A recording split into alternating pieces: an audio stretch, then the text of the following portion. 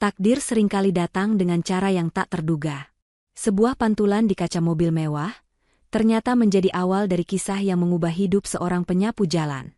Cerita ini mengisahkan Ariel Angkasa, pemuda yang tulus, yang hatinya terpaut pada harum bunga mawar, seorang gadis dari keluarga terpandang. Akankah cinta mereka yang terhalang kasta bisa bersatu? Ataukah perbedaan akan mengubur impian mereka? Selamat datang di Ken Arok Productions. Sebelum kita masuk ke ceritanya, kami doakan yang sudah menekan tombol subscribe. Semoga rezekinya dilancarkan, keluarganya disehatkan, hidupnya penuh keberkahan dan bahagia selalu. Mari kita aminkan bersama-sama. Silakan tulis di kolom komentar, kalian menonton cerita ini dari daerah mana saja? Insya Allah, doa-doa baik kita semua akan terkabul atas kehendak Tuhan alam semesta. Baik, mari kita mulai ceritanya. Langit Jakarta baru saja berganti warna, dari hitam pekat menjadi biru temaram. Di antara gedung-gedung pencakar langit yang menjulang angkuh di kawasan Sudirman, seorang pemuda bernama Ariel Angkasa sudah memulai ritual hariannya. Udara pagi yang dingin terasa menusuk tulang, namun seolah tak ia hiraukan. Dengan seragam oranye yang sedikit kusam namun bersih, Ariel menyapukan lidi-lidinya di atas trotoar yang masih lengang. Dengarlah, hanya suara sapu lidinya yang bergesekan dengan debu jalanan, memecah keheningan pagi. Ariel adalah satu dari jutaan perantau yang datang untuk mengadu nasib di kerasnya ibu kota. Ia meninggalkan kampung halamannya di sebuah desa kecil di Jawa Tengah, berbekal tekad baja dan doa restu sang ibunda.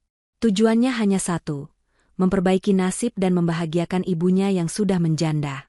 Pekerjaannya adalah petugas kebersihan jalan. Sebuah profesi yang seringkali dipandang sebelah mata oleh mereka yang berlalu lalang dengan mobil-mobil mengkilap seharga miliaran rupiah. Namun bagi Ariel, pekerjaan ini adalah anugerah. Ia mengerjakannya dengan penuh keikhlasan. Setiap helai daun kering dan sampah plastik yang ia kumpulkan, ia lakukan dengan rasa syukur. Kehidupan Ariel jauh dari kemewahan yang ia bersihkan setiap hari. Sepulang bekerja, ia akan kembali ke sebuah kontrakan petak sempit di gang padat penduduk, tak jauh dari hiruk-pikuk Sudirman. Kamar itu sangat sederhana, hanya cukup untuk satu kasur tipis di lantai dan sebuah lemari plastik kecil untuk menyimpan pakaiannya. Namun di kamar itulah, ia merajut mimpinya. Gaji yang ia terima sebagai penyapu jalan memang tak seberapa, seringkali hanya cukup untuk bertahan hidup dari minggu ke minggu. Tapi Ariel adalah pemuda yang pandai bersyukur dan sangat hemat. Setiap awal bulan, setelah menerima gaji, hal pertama yang Ariel lakukan adalah pergi ke anjungan tunai mandiri. Ia selalu menyisihkan lebih dari separuh gajinya untuk dikirimkan kepada ibunya di kampung. "Bu, ini Ariel kirim sedikit, buat beli beras sama obat," ujarnya di telepon, menahan haru. Ia tak pernah mengeluh meski seringkali ia harus menahan lapar di akhir bulan. Baginya, mendengar suara sehat ibunya di seberang telepon adalah bayaran termahal. Seringkali, tatapan merendahkan ia terima. Ia dianggap tak terlihat, hanya bagian dari dekorasi kota yang harus ada. Tapi Ariel Angkasa tetaplah Ariel Angkasa. Hatinya sebersih jalanan yang ia sapu. Ia percaya, kejujuran dan kerja keras adalah mata uang yang akan berlaku di mana saja, dan suatu saat nanti, Tuhan akan menaikkan derajatnya.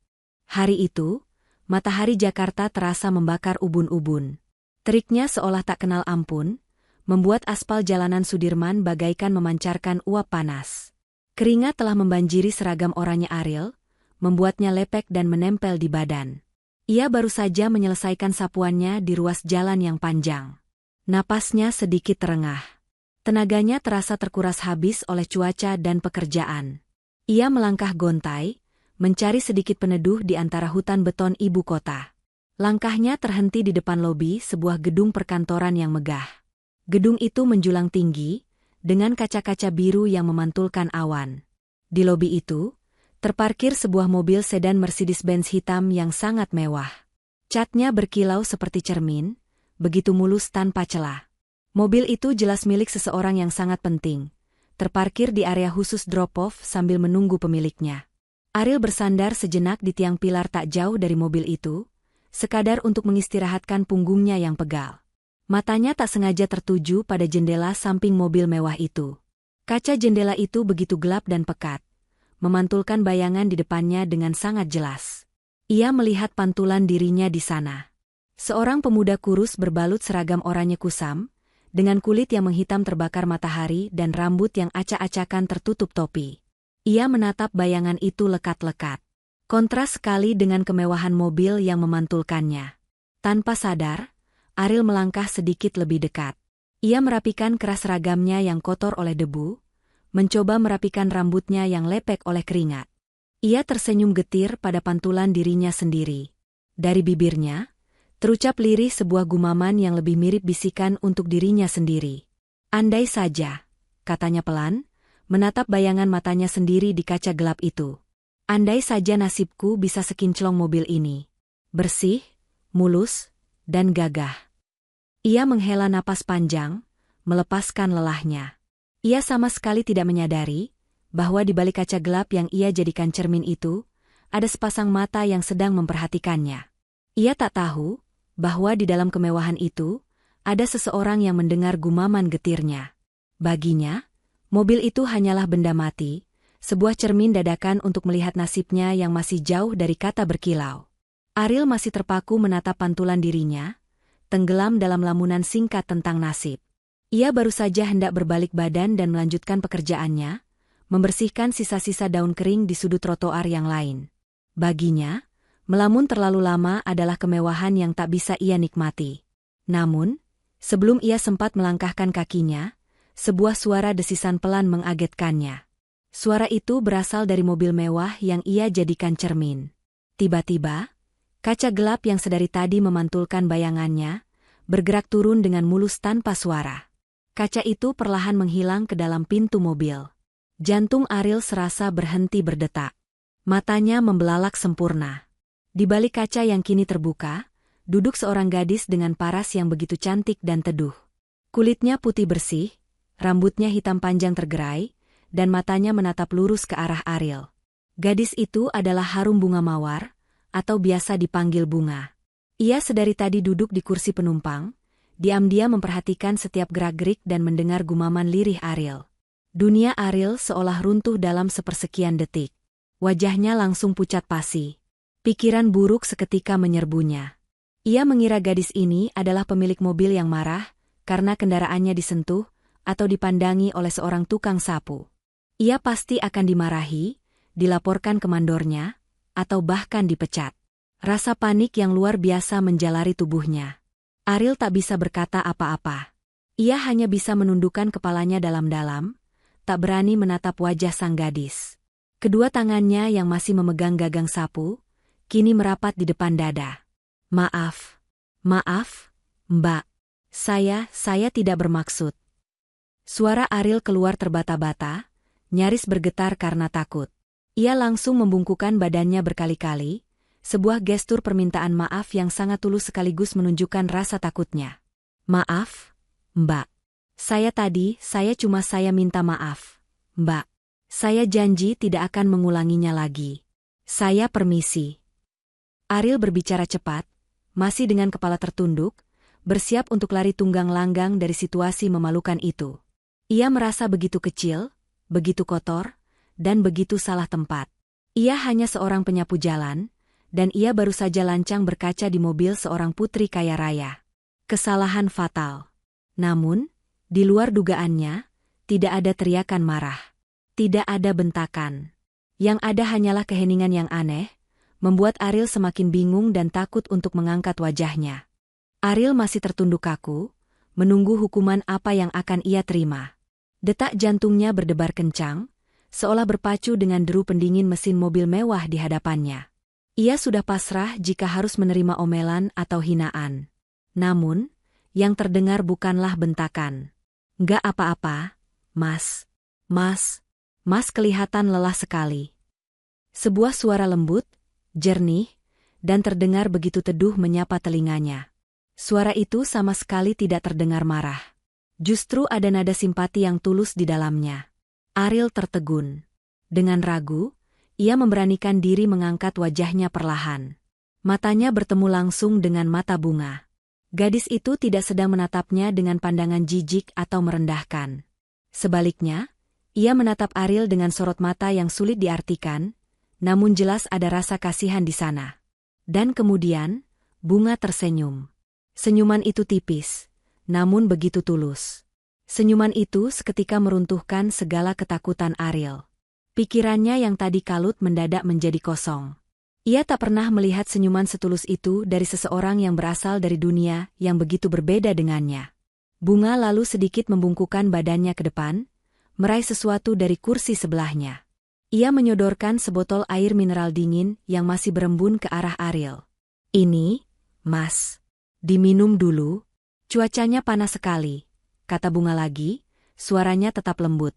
Ariel terdiam selama beberapa detik. Ia ragu-ragu, menatap botol air itu lalu ke wajah Bunga, seolah tak percaya. Tangannya yang kapalan karena memegang gagang sapu terasa kaku untuk menerima. "Ayo, diterima." "Nggak apa-apa," bujuk Bunga. Dengan tangan sedikit gemetar, Ariel akhirnya menerima botol air itu. Terima kasih, Mbak." Bunga tersenyum lagi. Hatinya tersentuh melihat kepanikan pemuda di hadapannya. Ia bisa melihat pemuda ini adalah pekerja keras. Setelah itu, Bunga merogoh dompet kecilnya, mengeluarkan beberapa lembar uang ratusan ribu. Ia hendak memberikannya pada Ariel. "Ini ada sedikit rezeki, Mas. Buat." Belum selesai Bunga berbicara, Ariel dengan cepat menggelengkan kepalanya. Rasa paniknya kini berganti menjadi rasa sungkan yang luar biasa. "Tidak usah, Mbak." "Jangan," tolak Ariel dengan halus, kedua tangannya bergerak memberi isyarat menolak. "Mbak sudah kasih saya minum ini, sudah lebih dari cukup. Terima kasih banyak. Tapi uangnya, maaf saya tidak bisa terima." Ariel mundur selangkah, kembali menundukkan kepalanya, namun kali ini dengan rasa hormat. "Saya pamit dulu, Mbak. Maaf sekali lagi sudah mengganggu." Setelah berkata demikian, Ariel segera berbalik badan, mendorong gerobak sampahnya, dan berjalan cepat menjauh dari mobil mewah itu, meninggalkan Bunga yang tertegun di dalam mobilnya, memegang uang yang ditolak mentah-mentah oleh seorang penyapu jalan. Bunga terdiam di kursinya. Tangannya masih memegang lembaran uang yang ditolak Ariel. Ia menatap punggung pemuda berseragam oranye itu yang berjalan cepat, mendorong gerobak sampahnya, lalu kembali beraksi dengan sapu lidinya di kejauhan. Bagi Bunga, penolakan itu adalah sesuatu yang sangat mengejutkan. Ia hidup di dunia di mana uang adalah segalanya. Uang adalah motivator, pemecah masalah, dan seringkali menjadi satu-satunya bahasa yang dimengerti oleh orang-orang di sekitarnya. Ayahnya menggunakan uang untuk mengatur bisnis, dan Dito, tunangannya, menggunakan uang untuk menunjukkan kekuasaan. Namun hari ini, seorang penyapu jalan yang jelas-jelas hidup dalam kekurangan, baru saja menolak uangnya dengan harga diri yang begitu utuh. Penolakan halus Ariel, kejujurannya, dan rasa malunya saat berkaca tadi, meninggalkan kesan yang luar biasa dalam di hati Bunga. Ia merasa seperti baru saja melihat sesuatu yang murni dan langka. Selama ini, hidupnya penuh dengan kemewahan, namun ia merasa hampa dan kesepian. Ia dikelilingi orang-orang yang memakai topeng, yang mendekatinya karena status keluarganya. Tetapi pemuda tadi, Ariel, ia bahkan tidak berani menatap mata Bunga terlalu lama, bukan karena kagum, tapi karena rasa sungkan yang tulus. Bunga akhirnya memasukkan kembali uang itu ke dompetnya.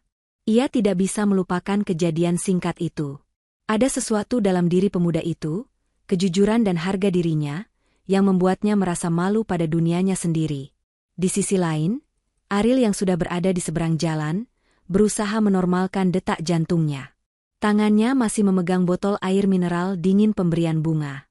Ia belum berani meminumnya, seolah itu adalah benda berharga. Pikirannya terus berputar. Ia tak bisa melupakan senyuman tulus Bunga. Selama ini, ia hanya menerima tatapan kasihan, tatapan merendahkan, atau dianggap tidak ada. Tapi gadis di dalam mobil mewah tadi, ia tersenyum padanya. Ia berbicara dengan lembut padanya. Ia melihatnya sebagai manusia. Bayangan senyuman itu terpatri kuat di benak Ariel. Rasa lelahnya yang tadi luar biasa, seakan menguap begitu saja. Ada sebuah semangat baru yang aneh, yang menjalar di dalam dadanya. Senyuman itu, entah kenapa, terasa seperti oase di tengah gurun pasir kehidupannya yang gersang. Pertemuan singkat yang tak lebih dari 5 menit di pinggir jalan Sudirman itu, tanpa mereka sadari, telah menanamkan benih kesan yang mendalam di hati keduanya.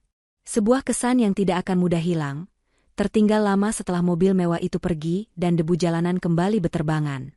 Sopir pribadi Bunga, Pak Udin, yang sedari tadi diam di balik kemudi, akhirnya memecah keheningan setelah mobil berjalan beberapa saat.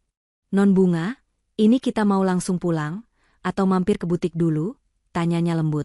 Bunga tersentak dari lamunannya. Wajah Ariel dan penolakan halusnya masih terbayang jelas. Langsung pulang saja, Pak," jawab Bunga pelan. Mobil mewah itu kembali membelah kemacetan Jakarta. Bunga menoleh ke belakang melalui kaca jendela, mencoba mencari sosok berseragam oranye tadi. Tapi Ariel sudah hilang dari pandangan, tergantikan oleh lalu lalang orang-orang yang sibuk mengejar urusan mereka masing-masing. Tak lama, mobil itu memasuki sebuah kawasan perumahan yang sangat elit. Gerbang-gerbang tinggi menjulang seolah menyembunyikan kehidupan di baliknya. Mobil Bunga berhenti di depan rumah yang paling besar, lebih mirip sebuah istana modern daripada sebuah tempat tinggal. Dindingnya tinggi dan kokoh, tamannya terawat sempurna. Inilah sangkar emas harum Bunga Mawar. Bunga adalah putri tunggal Suryatama, seorang konglomerat ternama yang bisnisnya menggurita di berbagai sektor. Bunga memiliki segalanya yang bisa dibeli dengan uang. Pakaian terbaik, pendidikan di luar negeri, mobil mewah, dan fasilitas tanpa batas. Namun, ia tidak memiliki satu hal, kebebasan. Ayahnya, Tuan Suryatama, adalah sosok yang kaku dan sangat dominan. Ia menyayangi Bunga, namun caranya menyayangi adalah dengan mengaturnya. Bagi Tuan Suryatama, hidup adalah bisnis, termasuk masa depan putrinya. Untuk mengamankan aliansi bisnis terbesarnya, Tuan Suryatama telah menjodohkan Bunga dengan Dito. Dito adalah putra tunggal dari rekan bisnis ayahnya, seorang pengusaha muda yang dikenal karena kelihayannya berbisnis sekaligus keangkuhannya. Begitu Bunga melangkahkan kakinya ke ruang tengah yang luas dan dingin, seorang asisten rumah tangga menghampirinya dengan sopan. "Non Bunga, Tuan Besar berpesan, nanti malam ada makan malam penting. Keluarga Pak Dito akan datang untuk membahas persiapan pertunangan." Bahu Bunga langsung merosot. Jantungnya terasa diremas. Dito. Nama itu lagi. Bunga tidak menyukai Dito. Ia membenci cara Dito memandangnya, seolah Bunga adalah aset lain yang berhasil ia akuisisi. Ia benci cara Dito berbicara kepada pelayan, merendahkan orang-orang yang dianggapnya tidak selevel. Ia berjalan lesu menuju kamarnya yang seluas satu rumah sederhana. Bunga duduk di tepi ranjangnya yang empuk, memandang keluar jendela. Ironis. Di luar sana, ia baru saja bertemu seorang pria miskin yang menolak uang karena harga diri. Sementara di sini, di dalam kemewahannya, ia dipaksa menerima seorang pria kaya yang akan ia nikahi demi uang dan bisnis keluarga. Bunga merasa sangat tertekan. Ia merasa tak lebih dari bidak catur yang diatur oleh ayahnya.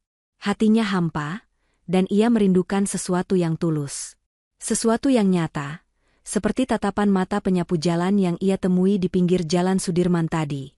Beberapa hari telah berlalu sejak pertemuan di depan lobi gedung itu. Namun, bayangan Ariel yang menolak uangnya masih sering terlintas di benak Bunga. Ada rasa penasaran yang aneh. Ia ingin tahu, apakah kejujuran seperti itu nyata, atau hanya kebetulan semata. Sore itu, Bunga ada janji untuk menemani Dito meninjau salah satu lokasi proyek baru mereka.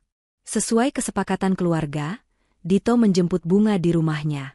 Mobil Dito yang tak kalah mewah, kini melaju membelah jalanan utama. Bunga duduk diam di kursi penumpang, merasa tak nyaman dengan parfum Dito yang baunya terlalu menyengat dan obrolannya yang melulu soal uang dan keuntungan. "Proyek di selatan itu akan jadi tambang emas, Bunga. Ayahku bilang, setelah kita menikah, kita yang akan mengelolanya penuh," kata Dito penuh kebanggaan. Satu tangannya menyetir, tangan lainnya sesekali merapikan jam tangan mahalnya. Bunga hanya bergumam pelan. Pikirannya melayang. Saat mobil mereka mendekati kawasan Sudirman, Bunga tiba-tiba teringat rute kerja Ariel. Didorong oleh rasa penasaran yang tak bisa ia jelaskan, Bunga menyeletuk. "Dito, bisa lewat jalan Sudirman saja? Aku sedikit pusing kalau lewat jalan layang." Bohong Bunga, mencari alasan. Dito mendengus, agak memutar, tapi terserahlah.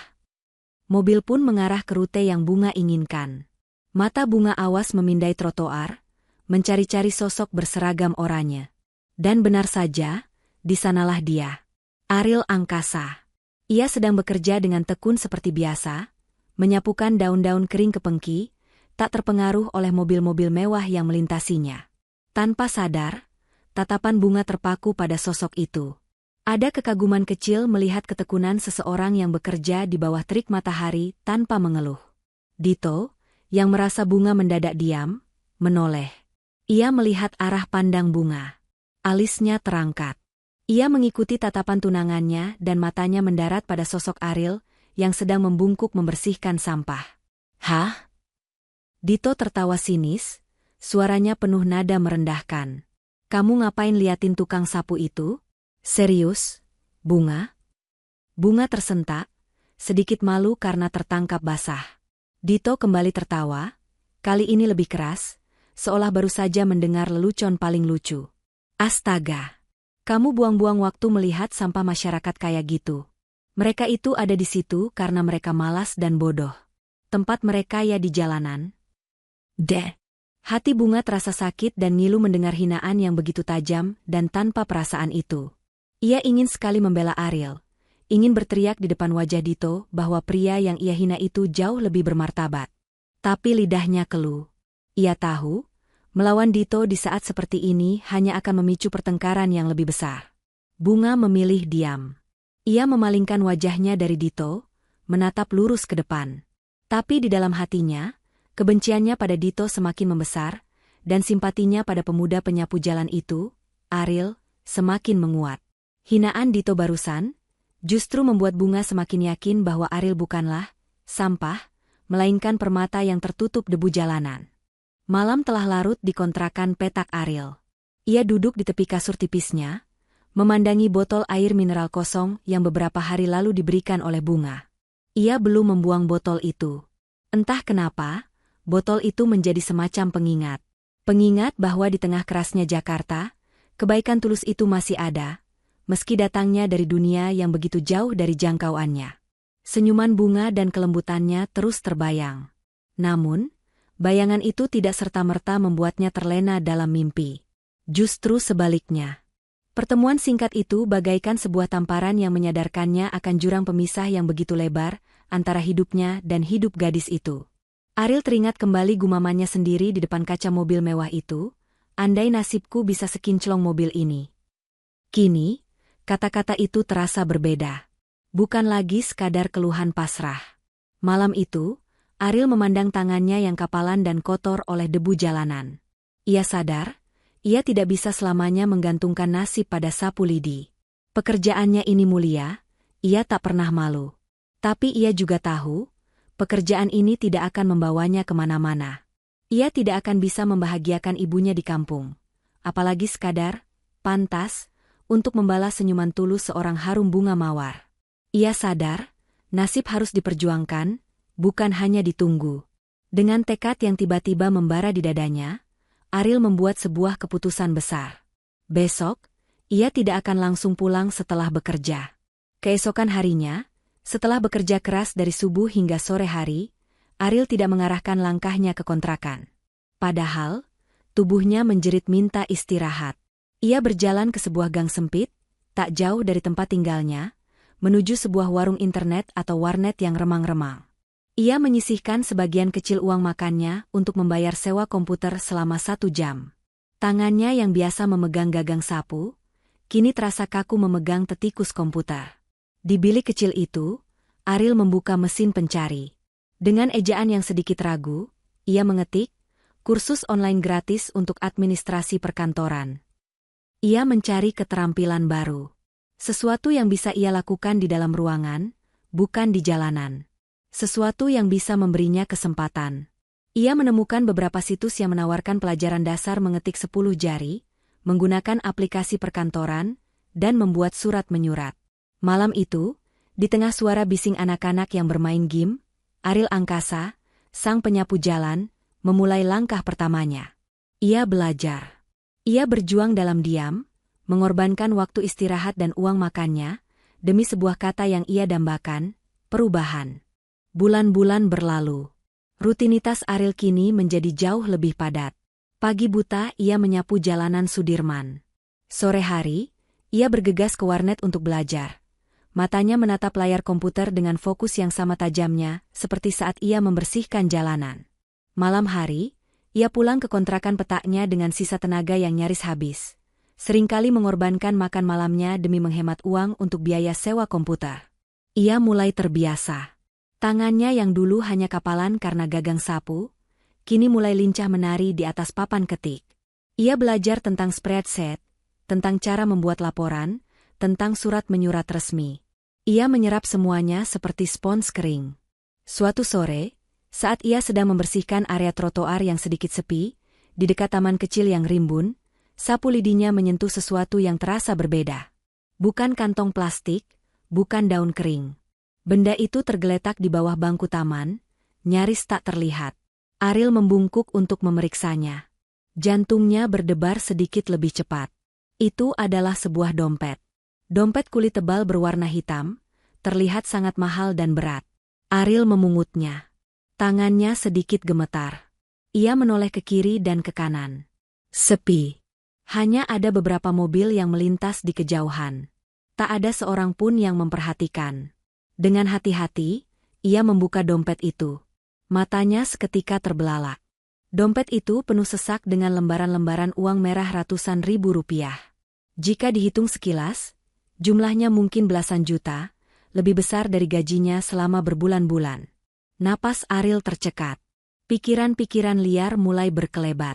Uang ini bisa melunasi sisa hutang ibunya di kampung. Ia bisa membeli komputer bekas untuk belajar di rumah.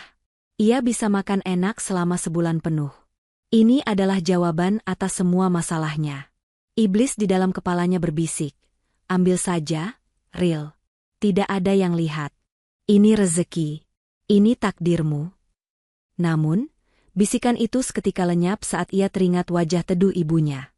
Ia teringat nasihat ibunya yang selalu diulang-ulang sejak ia kecil. Seberapapun susahnya hidup kita, jangan pernah mengambil hak orang lain.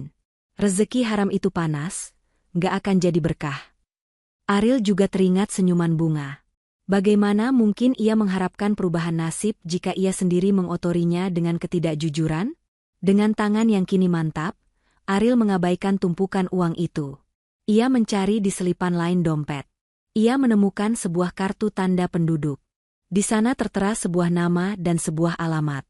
Alamat itu berada di kawasan Pondok Indah, sebuah area perumahan elit yang sangat jauh dari tempatnya sekarang. Tanpa berpikir dua kali, Ariel menutup dompet itu. Ia memasukkannya ke dalam tas selempangnya yang usang, menyimpannya rapat-rapat. Ia bertekad, setelah jam kerjanya selesai, ia akan pergi ke alamat itu. Ia akan mengembalikan dompet ini, utuh, tanpa kurang sepeser pun. Jam kerja Ariel akhirnya usai. Langit sudah mulai temaram, berganti warna menjadi jingga pekat. Tubuhnya yang lelah menjerit meminta istirahat, namun hatinya bertekad. Ia tidak pulang ke kontrakannya. Sebaliknya, ia bergegas ke kamar mandi umum, membersihkan dirinya sebisanya, berganti dengan kemeja satu-satunya yang ia miliki, yang ia simpan di dalam tasnya. Dengan berbekal alamat di KTP dan sisa uang di sakunya, ia menaiki bus kota. Perjalanan dari Sudirman ke Pondok Indah terasa sangat jauh, memakan waktu hampir 2 jam menembus kemacetan Jakarta. Ongkos bus kota yang ia bayar, sejujurnya, sangat berarti untuk jatah makannya besok. Tapi Ariel tak ragu sedikit pun. Ia tiba di kawasan Pondok Indah saat hari sudah benar-benar gelap. Suasananya begitu berbeda dari tempat tinggalnya. Sunyi, megah, dan sejuk oleh pepohonan besar. Ia mencari alamat itu di antara rumah-rumah mewah yang pagarnya menjulang tinggi. Akhirnya, ia menemukannya. Rumah itu luar biasa besar. Pagarnya kokoh, tamannya luas. Lutut Ariel sedikit gemetar. Ia, seorang penyapu jalan, kini berdiri di depan gerbang istana. Dengan ragu, ia menekan bel di pos satpam. Seorang satpam berseragam rapi keluar, menatap Ariel dari atas ke bawah dengan tatapan curiga. "Cari siapa, Mas?" "Permisi, Pak. Saya Ariel. Saya menemukan dompet. Di KTP-nya, alamatnya di sini." Atas nama Bapak Hendra, kata Ariel, suaranya terdengar gugup sambil memegang dompet itu. Mendengar kata, dompet, raut wajah satpam itu berubah. Ia segera masuk ke posnya, menekan interkom. Tak lama, pintu gerbang kecil di samping gerbang utama terbuka. Silakan masuk, Mas. Bapak sudah menunggu. Ariel melangkah masuk dengan jantung berdebar. Ia disambut oleh seorang pria parubaya yang berperawakan tegap dan berwibawa. Itu pasti Pak Hendra. Wajah Pak Hendra terlihat tegang dan khawatir. Kamu yang menemukan dompet saya? Tanya Pak Hendra, suaranya berat. Iya, Pak. Benar ini milik Bapak. Ariel menyodorkan dompet itu. Pak Hendra menerimanya dengan cepat, membukanya, dan memeriksa isinya. Kartu-kartu penting, dan tumpukan uang tunai yang masih utuh, tak berkurang selembar pun. Pak Hendra tertegun. Ia menatap dompet itu, lalu menatap Ariel. Ia menatap seragam oranye yang menyembul dari balik kemeja Ariel yang sedikit basah karena keringat. Semuanya utuh. Saya tidak tahu harus bilang apa, kata Pak Hendra, rasa tegangnya hilang digantikan rasa kagum. Ia segera merogoh dompet itu, mengambil beberapa lembar uang merah dan menyodorkannya pada Ariel. Ini, Nak, sebagai tanda terima kasih. Seketika, Ariel mundur selangkah, menolak dengan halus. Tidak usah, Pak. Sungguh. Saya niatnya hanya mengembalikan. Itu sudah kewajiban saya. Saya permisi, Pak. Pak Hendra tercekat. Ini kedua kalinya dalam hidupnya ia terkesan oleh penolakan. Tunggu, cegah Pak Hendra. Kamu kerja di mana? Saya petugas kebersihan jalan, Pak. Di area Sudirman. Pak Hendra mengangguk-angguk, tersenyum tipis. Kejujuran kamu ini langka, Nak. Saya Hendra. Saya punya perusahaan. Saya butuh orang jujur seperti kamu. Pak Hendra menatap Ariel lekat-lekat. Begini, apa kamu mau bekerja untuk saya? Memang, awalnya hanya sebagai office boy, petugas bantu di kantor. Tapi saya lihat, kamu punya sesuatu. Kalau kamu rajin dan mau belajar, saya janji, saya akan beri kamu kesempatan untuk naik. Lutut Ariel terasa lemas. Telinganya seakan tak percaya dengan apa yang baru saja ia dengar. Disinilah dia, di teras rumah mewah, basah oleh keringat, dan baru saja ditawari sebuah harapan. Tawaran Pak Hendra malam itu adalah sebuah jangkar yang dilemparkan ke kapal Ariel yang nyaris karam. Tanpa ragu sedikitpun, Ariel menerima tawaran itu dengan mata berkaca-kaca. Hari berikutnya, ia dengan berat hati namun penuh syukur, melepaskan seragam oranyenya. Ia berpamitan kepada mandor dan teman-temannya sesama penyapu jalan. Kehidupan barunya akan segera dimulai. Kantor Pak Hendra adalah dunia yang benar-benar baru bagi Ariel. Gedung perkantoran yang tinggi, lobi yang dingin beraroma pengharum ruangan mahal, dan orang-orang yang berjalan cepat dengan pakaian rapi. Ia memulai dari posisi terendah, sebagai office boy. Tugasnya sederhana, membuat kopi, mengantarkan dokumen antar meja, membersihkan ruang rapat setelah dipakai, dan membeli makan siang untuk para staf. Bagi sebagian orang, pekerjaan itu mungkin dianggap remeh. Tapi bagi Ariel, ini adalah istana.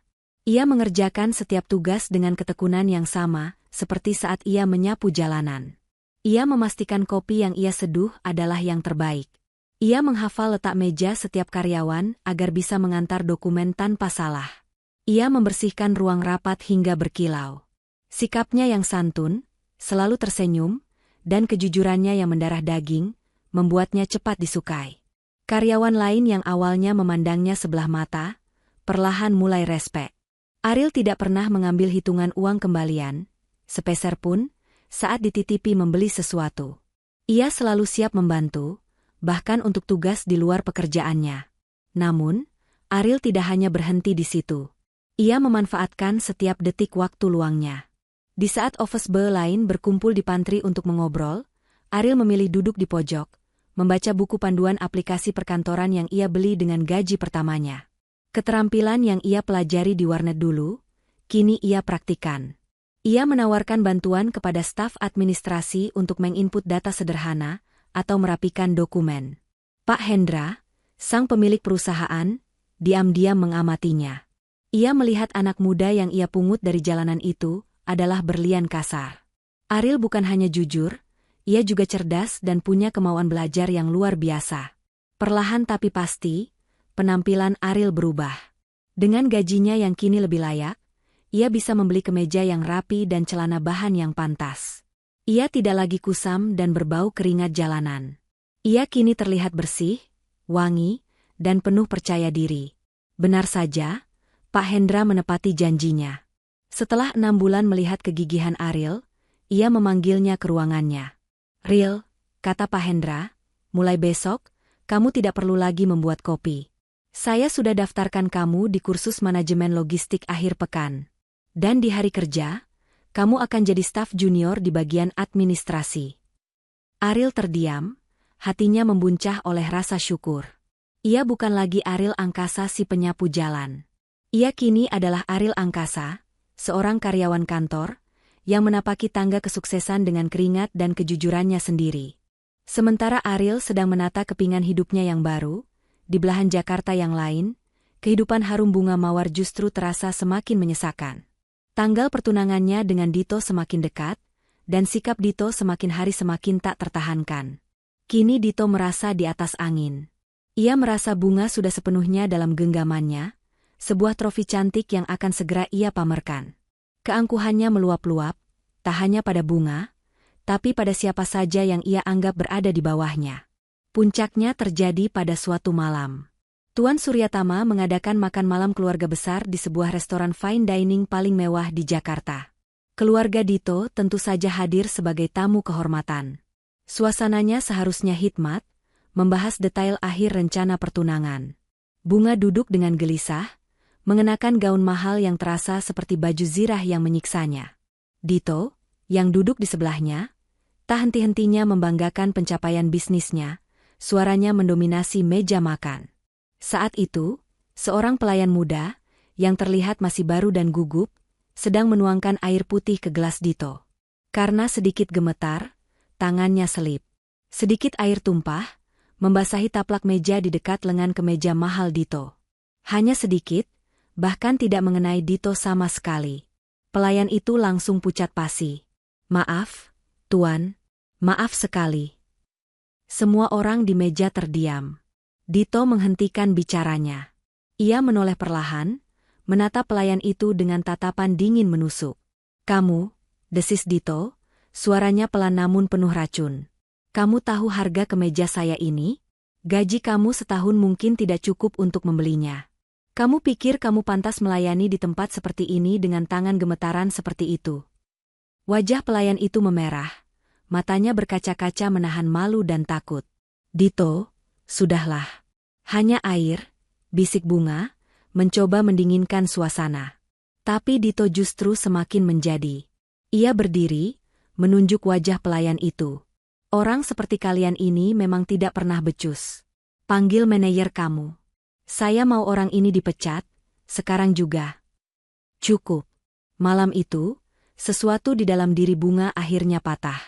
Hinaan Dito kepada pelayan itu, sama persis dengan hinaannya kepada Ariel si penyapu jalan tempo hari. Kebenciannya pada Dito sudah mencapai ubun-ubun. Dengan gerakan tiba-tiba, Bunga ikut berdiri. Tangannya gemetar, tapi bukan karena takut. Ia gemetar karena amarah yang akhirnya meledak.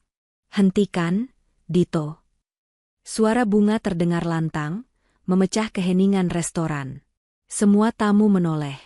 "Bunga, kamu membela pelayan ini?" Dito menatap tak percaya. "Saya tidak membela siapa-siapa," kata Bunga, suaranya dingin. "Saya hanya muak. Saya muak dengan sikap kamu. Saya muak dengan cara kamu merendahkan orang lain seolah kamu adalah Tuhan." "Bunga, jaga bicaramu." Tuan Suryatama, ayahnya, membentak. Tapi Bunga tak peduli lagi. Ia menatap Dito, lalu beralih ke ayahnya. "Papa dengar sendiri, kan? Inikah pria yang Papa pilihkan untukku? Pria yang hatinya lebih kotor dari sampah yang ia hina." "Bunga." "Saya tidak mau," teriak Bunga. "Saya tidak mau menghabiskan sisa hidup saya dengan pria arogan seperti ini. Pertunangan ini batal. Saya batalkan semuanya." Setelah mengucapkan kalimat itu, Bunga menarik napas. Ia melepaskan serbet makannya ke atas meja. Tanpa mempedulikan tatapan kaget kedua keluarga, tanpa mempedulikan wajah ayahnya yang merah padam karena marah, Bunga berbalik badan. Ia berjalan keluar dari restoran mewah itu, meninggalkan hidupnya yang terkekang, menuju ketidakpastian. Malam itu, harum bunga mawar memilih pergi dari rumah. Malam itu, Bunga tidak pernah kembali ke rumah megah yang ia sebut sangkar emas. Setelah berjalan kaki beberapa saat, gaun malamnya yang mahal terasa begitu konyol dan memberatkan di antara hiruk-pikuk jalanan. Ia menghentikan sebuah taksi, dan untuk pertama kalinya dalam hidup, ia membayar menggunakan uang tunai dari dompetnya sendiri untuk menyewa kamar hotel sederhana, jauh dari jangkauan keluarganya. Keesokan paginya, seperti yang sudah ia duga, badai itu datang. Teleponnya berdering tanpa henti, panggilan dari ayahnya, dari sekretaris ayahnya, dan puluhan pesan marah dari Dito. Bunga menarik napas, lalu mematikan ponsel itu. Ia tahu apa konsekuensinya. Benar saja, saat ia mencoba membeli sarapan sederhana, kartu kredit platinumnya ditolak. Semua fasilitasnya telah dicabut.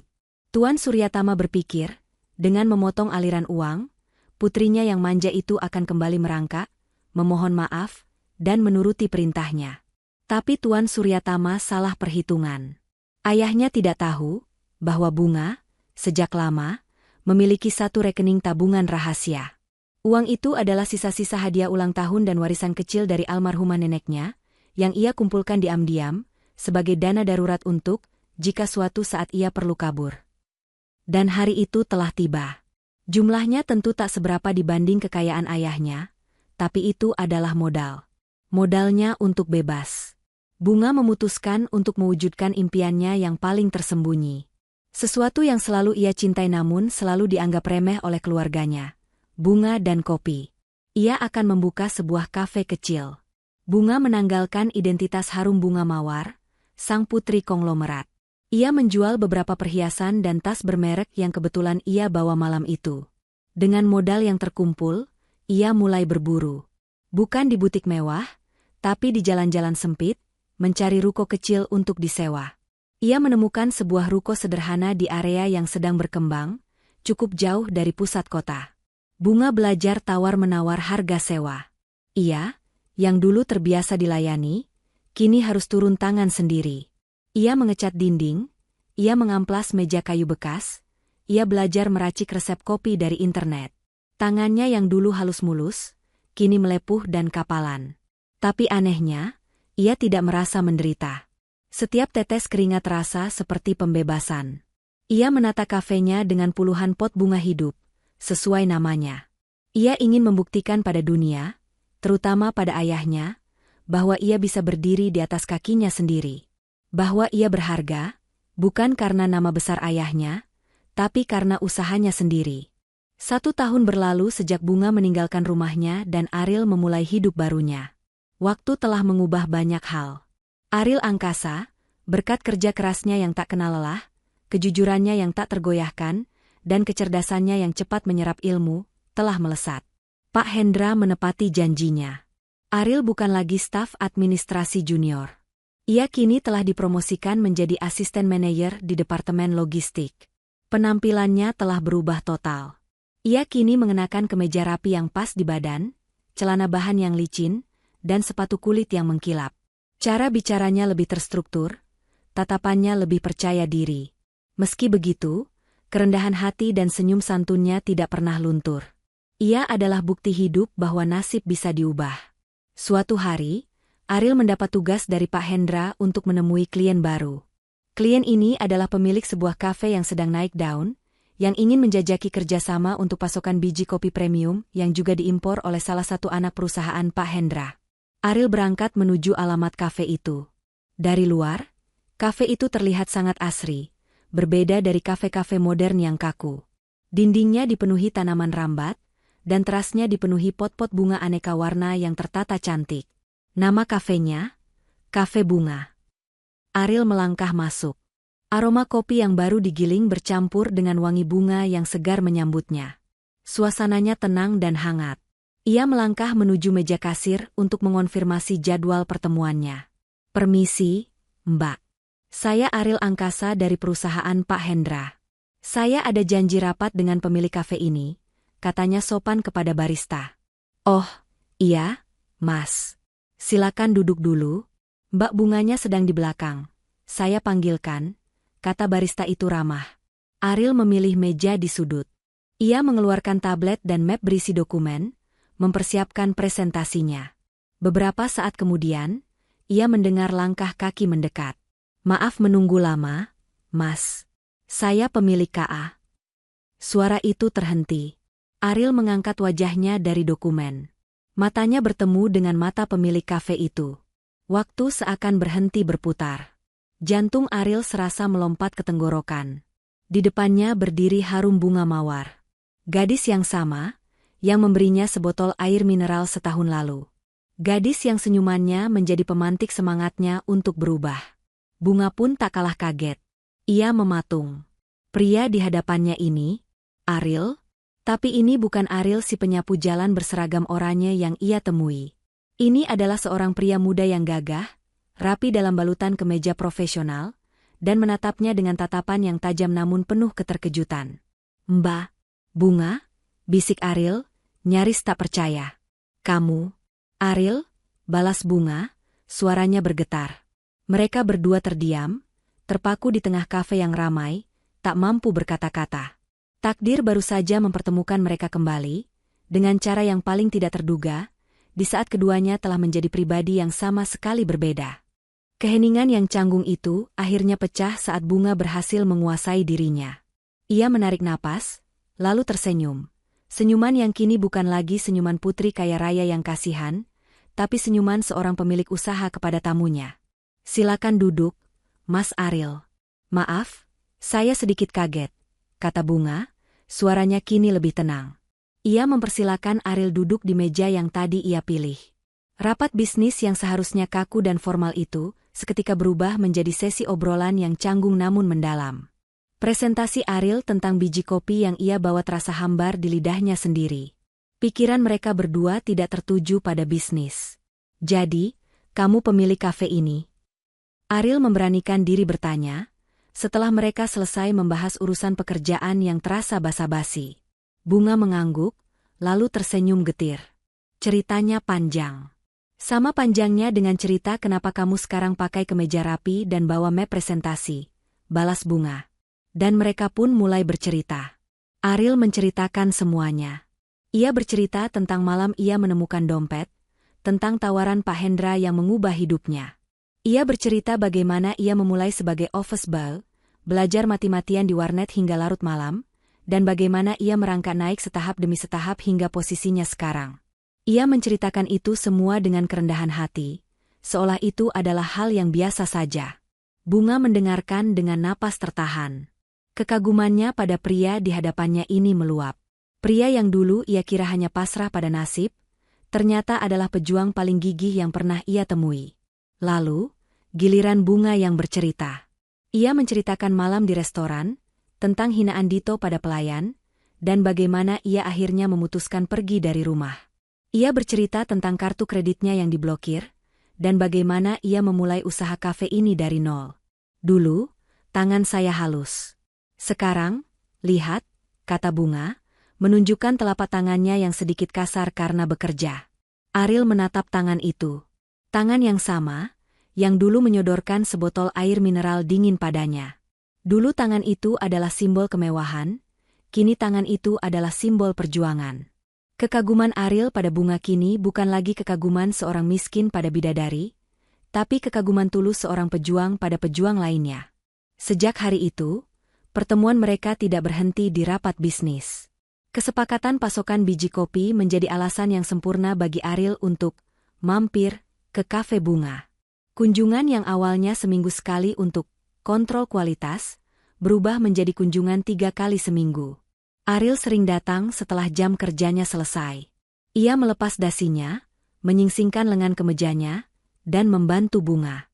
Kadang ia membantu mengangkat karung biji kopi yang berat, kadang ia hanya duduk mendengarkan keluh kesah Bunga tentang sulitnya mengurus karyawan. Di sisi lain, Bunga selalu menyimpan kopi racikan terbaiknya untuk Ariel. Mereka akan duduk berdua di sudut kafe setelah kafe tutup, mengobrol tentang apa saja. Tentang impian Ariel membahagiakan ibunya, tentang impian Bunga memperluas kafenya. Benih-benih kekaguman yang dulu tertanam di pinggir Jalan Sudirman, kini disirami oleh pertemuan yang intens, rasa saling menghormati, dan pemahaman yang mendalam. Cinta di antara mereka tumbuh subur, tulus, dan apa adanya. Kabar kedekatan Bunga dan Ariel tentu saja sampai ke telinga Tuan Suryatama. Ayah mana yang bisa benar-benar melepaskan putrinya, meski dari kejauhan? Awalnya, ia murka. Egonya sebagai konglomerat terluka parah. Ia mengira Bunga akan gagal, kehabisan uang, dan merangkak kembali ke istananya. Namun, yang ia dengar justru sebaliknya. Kafe Bunga berkembang pesat. Dan putrinya terlihat jauh lebih hidup dan bahagia. Didorong rasa penasaran, ia mulai mencari tahu siapa pria yang kini dekat dengan putrinya. Namanya Ariel Angkasa. Saat Tuan Suryatama mendapat laporan bahwa Ariel adalah mantan penyapu jalan, amarahnya nyaris meledak. Putrinya, lari dari Dito si pengusaha, hanya untuk dekat dengan mantan tukang sapu, tapi laporan itu berlanjut. Pria itu kini adalah asisten manajer kepercayaan di perusahaan Pak Hendra. Tuan Suryatama mengenal Hendra sebagai rival bisnis yang sangat ia segani integritasnya. Ia tahu Hendra tidak mungkin mempekerjakan orang sembarangan di posisi penting. Perlahan, Tuan Suryatama sadar. Ia melihat foto-foto putrinya di kafe, Bunga yang tertawa lepas sambil mengangkat karung biji kopi, Bunga yang tersenyum tulus melayani pelanggan. Tawa itu adalah tawa yang tidak pernah ia lihat saat Bunga hidup dalam kemewahan yang ia atur. Akhirnya, Tuan Suryatama menelan egonya. Suatu sore, sebuah sedan hitam mewah berhenti di depan kafe Bunga. Tuan Suryatama melangkah masuk. Ia melihat putrinya dan Ariel, sedang duduk di meja sudut, tertawa membahas buku catatan keuangan. Bunga, panggilnya. Bunga dan Ariel seketika berdiri, tegang. Ariel maju selangkah, memasang badan, siap melindungi Bunga. Tuan Suryatama menatap Ariel dari atas ke bawah. Jadi, ini kamu, katanya berat. Saya Ariel, Pak, kata Ariel, suaranya tenang, tatapannya mantap. Tuan Suryatama terdiam lama, menatap putrinya, lalu menatap Ariel. Akhirnya, ia menghela napas panjang. Saya kira, saya memberikan yang terbaik untuk putri saya. Rumah mewah, mobil, pertunangan bisnis. Ternyata, saya salah. Ia melangkah mendekat. Saya melihat matamu, Nak, katanya pada Ariel. Kamu menatap putri saya dengan cara yang tidak bisa dibeli dengan uang. Kamu pekerja keras. Lalu ia menoleh ke Bunga. Maafkan Papa, Bunga. Papa akhirnya sadar. Kebahagiaan kamu adalah yang terpenting. Air mata Bunga mengalir. Ia berlari memeluk ayahnya. Restu itu akhirnya ia dapatkan. Tidak ada pesta pernikahan megah yang memakan biaya miliaran. Pernikahan Ariel Angkasa dan Harum Bunga Mawar dilangsungkan di taman belakang kafe Bunga, dihiasi ratusan bunga segar yang Bunga tanam sendiri. Ibu Ariel menangis haru, melihat putranya yang dulu penyapu jalan, kini berdiri gagah di samping wanita yang begitu anggun, disaksikan oleh Pak Hendra yang bangga dan Tuan Suryatama yang tersenyum ikhlas. Saat mereka berdua berdiri, saling berhadapan setelah sah, Ariel menatap Bunga. Aku tidak pernah menyangka, bisik Ariel, seorang penyapu jalan sepertiku. Bunga meletakkan jarinya di bibir Ariel. Kita berdua pejuang, Ariel. Dan semua ini berawal dari pantulan takdir di jendela Sudirman. Aku bersyukur, hari itu, kaca mobilku terbuka. Kehidupan pernikahan tidak lantas mengubah Ariel dan Bunga menjadi dua orang yang sama, namun menyatukan dua dunia mereka dengan indah. Kafe Bunga kini tidak hanya satu. Dengan keahlian manajemen Ariel dan cita rasa seni Bunga, mereka berhasil membuka beberapa cabang baru di Jakarta. Kafe itu tidak hanya menjadi tempat minum kopi, tapi juga program pelatihan.